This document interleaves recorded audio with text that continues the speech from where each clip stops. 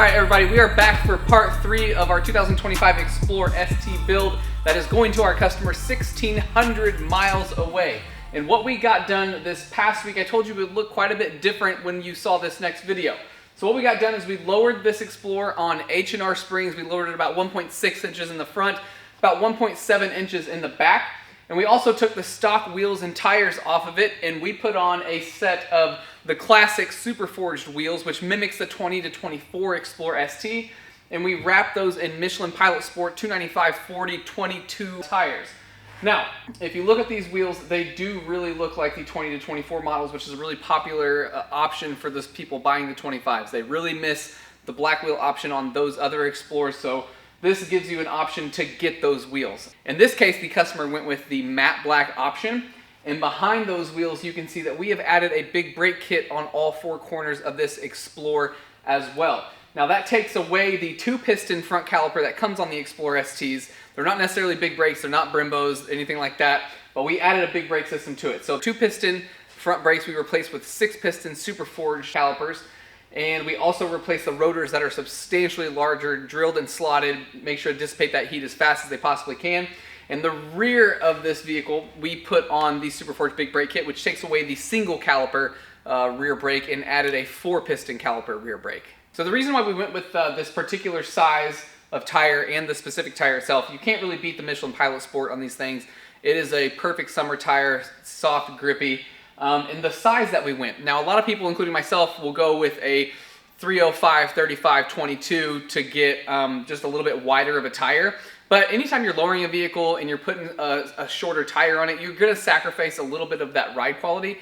And it's not bad, but by going with a 295/40, it's going to get the little bit taller tire and not sacrifice the ride quality near as much as you would if you shortened that tire up a little bit.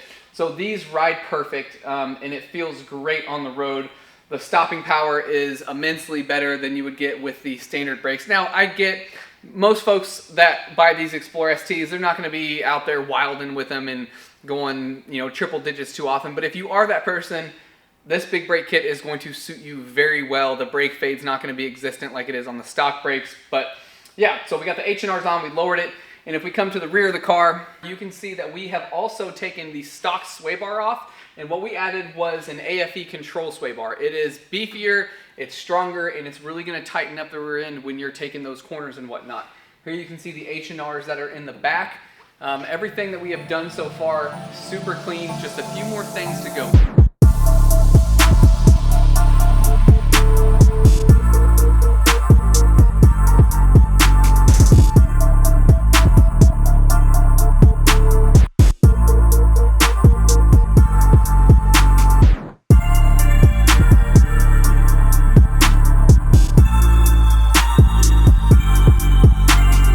Alright guys, let's go take a step out here. We're going to pull these 2 Explorers, one completely bone stock, same color 25 Explorer ST versus the one that we have been building so far. Let's go take a look at the differences between these 2 real quick.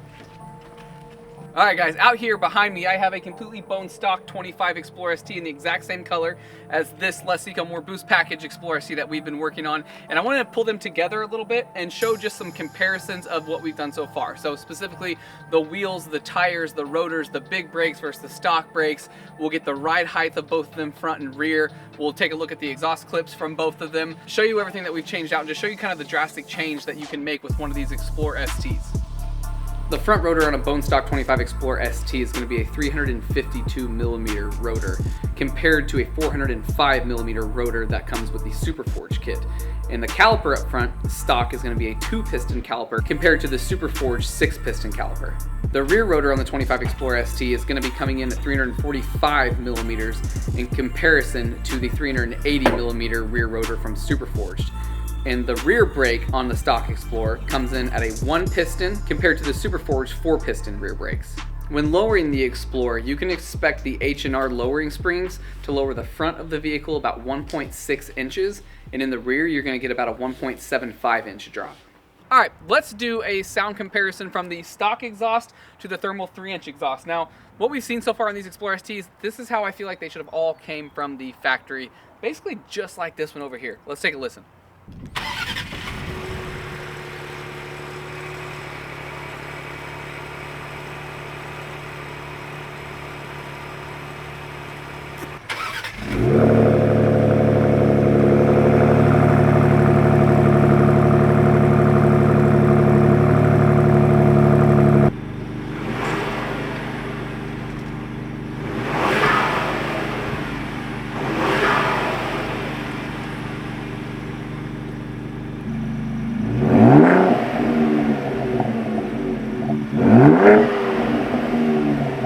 We